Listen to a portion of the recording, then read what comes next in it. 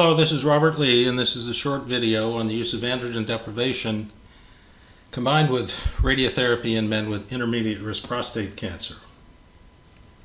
3 sections. First, we'll define intermediate risk, then look at randomized trials of radiotherapy plus or minus hormonal therapy, and end with randomized trials of radiotherapy where the two arms differ according to the duration of androgen deprivation.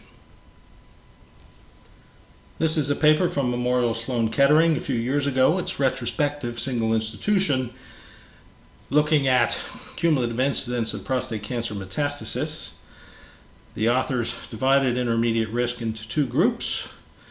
The unfavorable intermediate risk group had primary Gleason score 4, more than 50% involved cores, or multiple intermediate risk features.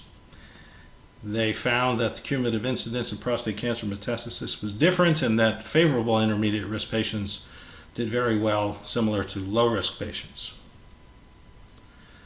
That finding was confirmed by others and has been adopted into the intermediate risk stratification by the NCCN for the last few years.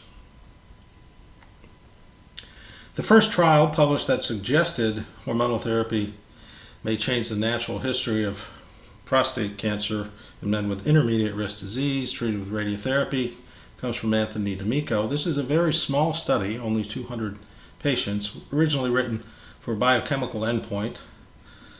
Risk groupings per se were not used, but 90% of the men on this study would fall into the intermediate risk category. About 10% are high risk. Control arm was 70 gray of external beam radiation therapy, and the experimental arm 6 months of total androgen deprivation, 2 months before, 2 months during, and 2 months after. The initial report was published with less than 5-year follow-up and found a rather large difference in overall survival. Interestingly, most of the deaths were not attributable to prostate cancer, and there were only 6 prostate cancer deaths at that point. A long-term update shows that the dramatic difference has really sort of lessened over time and the p-value is no longer significant. This is a very similar schema. This is RTOG 9408. At this time, again, there were no risk groupings. You had to have T1, T2 disease with a PSA of less than 20. It included all Gleason groupings. And in retrospect, it turns out that about 1/3 of men had low-risk disease, half the men had intermediate risk disease, and about 10% had high-risk disease. At the time it was opened, 2,000 patients. As such, it was the largest ever in non-metastatic disease. 66 gray, noticed a very low dose for the radiotherapy arm, which was the standard of care in the early 1990s. And in this case, rather than 4 months, they used 6 months, rather than 6 months, they used 4 months of androgen deprivation, 2 months before, 2 months during.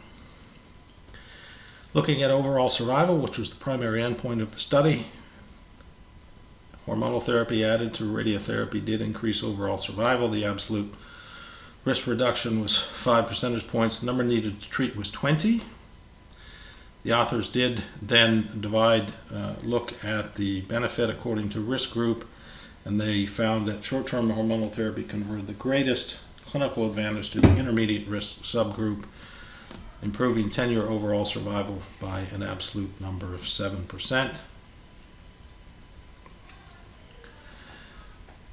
Another study in the setting of higher doses. This is from Europe. I call this the BOLA-3 study. 3/4 of men on this study had intermediate risk disease. The standard arm is a higher dose of external radiation, up to 78 gray, and 6 months of ADT. This was a biochemical endpoint, and with a median follow-up of 7 years, there is an improved freedom from biochemical recurrence with the hormonal therapy arm. Overall survival has not yet been reported. They did report that there were 152 deaths overall, only 25 of them from prostate cancer. So it'd be very difficult for them to show a meaningful difference with this few events. Moving to randomized trials comparing different durations of hormonal therapy. This is RTOG 9910. Most of the patients have intermediate risk disease. A large study of 1,500 men comparing 2 months before and 2 months during to a longer neoadjuvant course, 7 months before and 2 months during. Total dose of 70 gray. Disease-specific survival was the primary endpoint. As you can see here, no difference between the 4-month and the 9-month course of hormonal therapy. Overall survival was similarly without a difference between the treatment arms.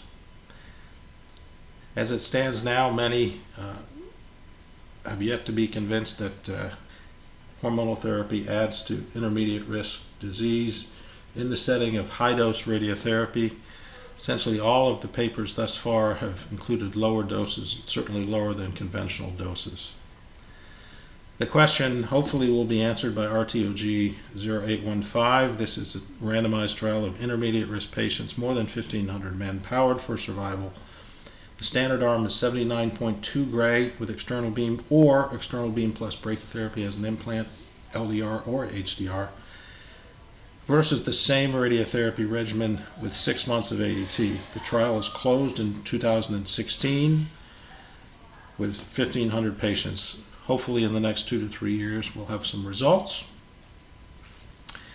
The NCCN guidelines are interesting. A year ago in 2019, for the unfavorable category, they listed external beam radiotherapy plus or minus ADT as acceptable, but this year they've changed it to external beam plus hormonal therapy as sort of a requirement. I disagree with this recommendation. To my knowledge, there is no contemporary series that shows that in the setting of large, higher doses of radiation, that's hormonal therapy is required for intermediate risk disease. Here are the resources that I've laid out for you.